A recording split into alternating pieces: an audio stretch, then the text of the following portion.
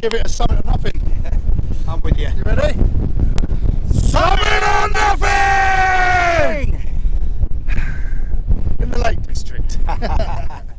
So Grasmere Village, and out again with Trev from a very excellent Summit or Nothing channel, and we're doing the part 2 of our day out together. We've done Helvellyn, and then now we're up to EASEDALE Tarn for a wild camp. So we'll be heading up the Easdale Road and heading up in that direction. We intended to get here just after tea time. Bit of a scoff, a couple of noggins. Having said that, it took a bit longer than we expected. Sundown at 9:30, so we'll be straight up there. You've seen that before. Right to Helm Crag, left and over the bridge to EASEDALE Tarn. So that's where we're heading, up to South Hill. You can see the path just going to the left of that, and then we're going to circle around into the bowl up to EASEDALE Tarn. Still got a good hour, maybe it's an hour and a half before the sun drops down. So before that happens, we'll be all set up. Anybody knows me knows I don't like cows, so hopefully these ones look. Haven't said that one, it's only got one tap there I can see, so I'm going to keep well out of his way.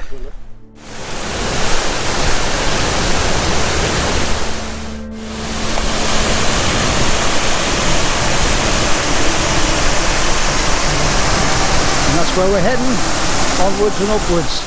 Half 8. So we've got an hour to go before sundown, and just over the ridge over there is EASEDALE Tarn.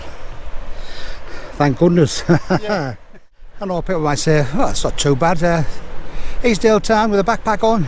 Well, it's not. Having said that, when you've done Helvellyn this afternoon, up and down, it's getting me puffing a bit there now. But first stop of the day on this road, so I reckon about another 10-15 minutes we'll be there and get set up for the night. Oh, the very wonderful EASEDALE Tarn.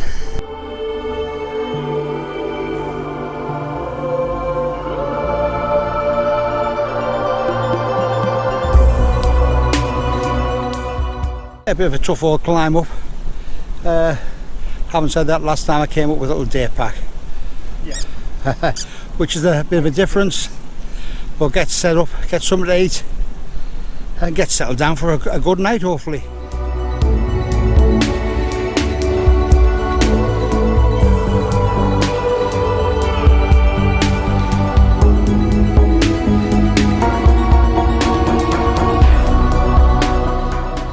Trev had his tent up in a crack, to be quite honest.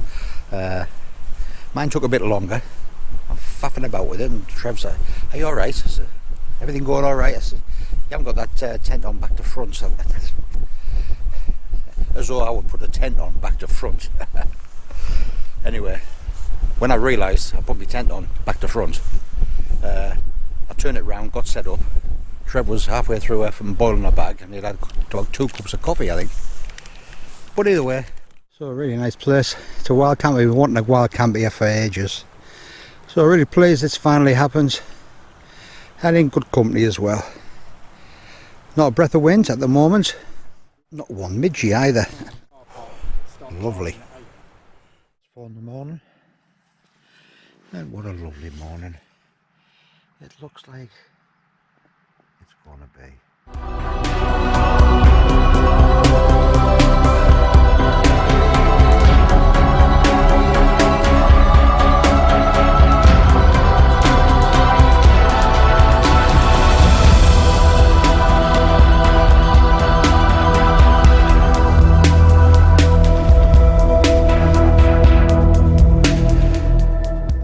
Very good morning to you, Trev.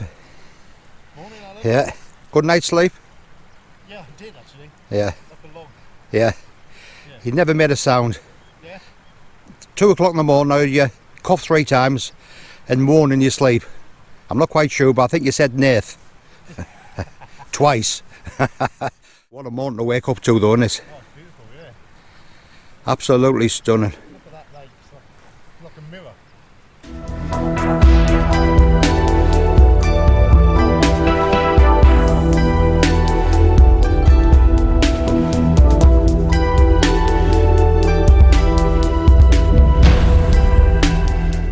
It's after 5 in the morning. I was hoping we're going to get a nice sunrise, a bit cloudy, no wind at all, but absolutely a great night and a great spot for a wild camp. I think I must have slept, surely. I feel as though I didn't really get much sleep, but I was quite comfortable, nice and warm.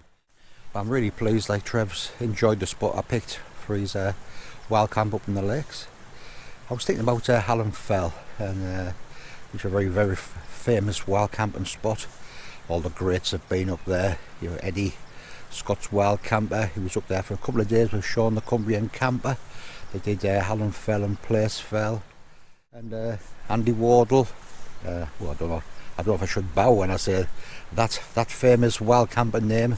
You know, bow or curtsy. Well, maybe not curtsy, but yeah, I haven't said that. I remember when Andy Wardle went up there with his bonny young lass. Something happened in there that I must admit it'll live with me forever. I'll never ever forget it. It was one of them things that's talked about in hushed circles, and whenever it's mentioned, everybody sort of looks at each other and just, you don't have to say anything, you just nod, you know. And but it was first thing in the morning, and Kaz went on the camera. She used to do a little feature called Kazakam. She went on the camera, and then she said these words that they'll live with me forever. It's one of them things that everybody knows where they're at when they saw and heard this. But she picked up the camera, she opened the tent door, looked outside, said, "There's Andy away for a number 2. I'll tell you something, I'll never forget where I was when I heard them words. Absolutely magical it was, magical." But, well, there's Trev getting his tent down. Must be about 5:30 there now. And I think by the time I get everything put down, walk back down to Grasmere. I think we'll have a drive over to Keswick on the way to Blencathra, and when Wetherspoons open at 8 o'clock, I think we might have a treat ourselves, I think, to a canny little breakfast. I did a fry up last night, and I was going to do another fry up today. Unfortunately, halfway through my fry up, the gas ran out. Yeah, schoolboy error. I can hear Mountain Mike pulling the rest of his hair out when I said that, because it was a schoolboy error. Either way, a Wetherspoon's breakfast sounds nice to me.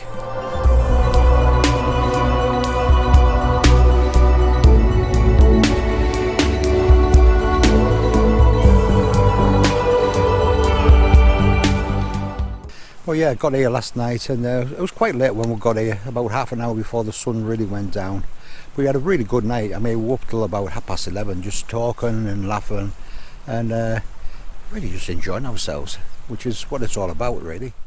Great company, Trev. He's a really good lad. So I've had a fantastic time. And we've got Blencathra to look forward to today as well. So that's where me and Trev were last night. And apart from a bit of grass that's been flattened, not a thing left. So that's how you should leave it. Unfortunately, somebody round the corner there has left a tent, and that's what's been left. Real annoying, to say the least. So somebody's come up there, they've camped, they've had drinks, and they've had mess, and they've left it like that. Trev's tidied it up as much as he can. The thing is, we've got massive packs, and it's not like we can take anything else. The good and the bad side of wild camping, unfortunately. And a final look at the glorious EASEDALE Tarn.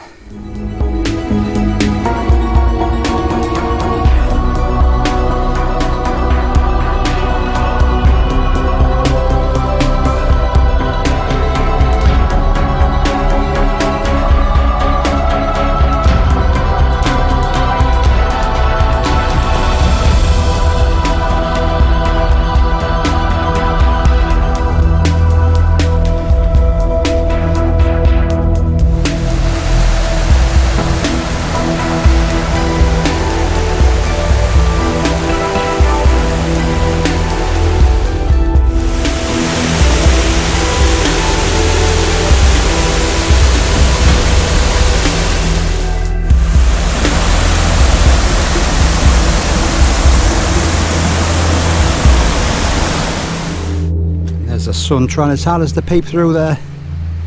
Pity it wasn't there a couple of hours ago when we first got up.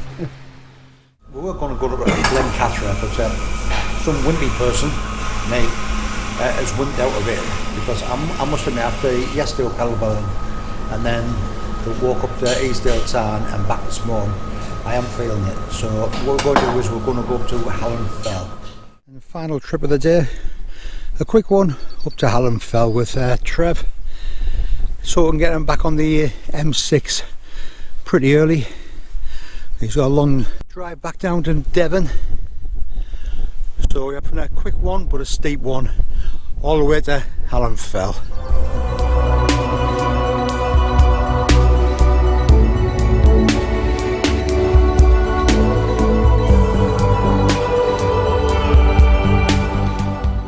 So top of Hallam Fell again.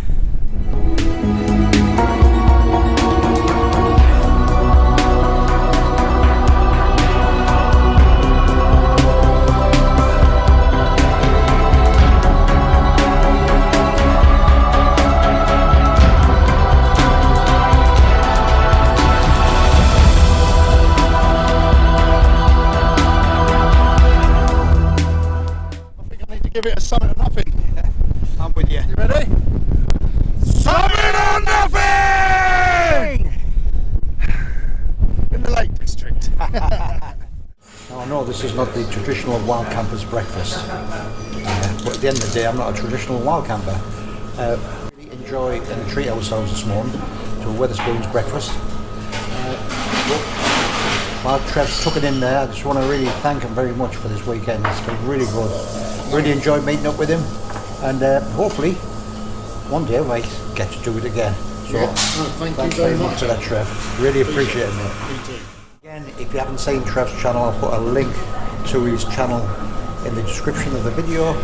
And if you haven't already checked him out, do yourself a favour, join the crowd and go and check him out and subscribe. So thank you very much for watching. I always appreciate it, and we'll see you on the next one. That's Trev's hat off again. How he hasn't lost that this weekend, I do not know.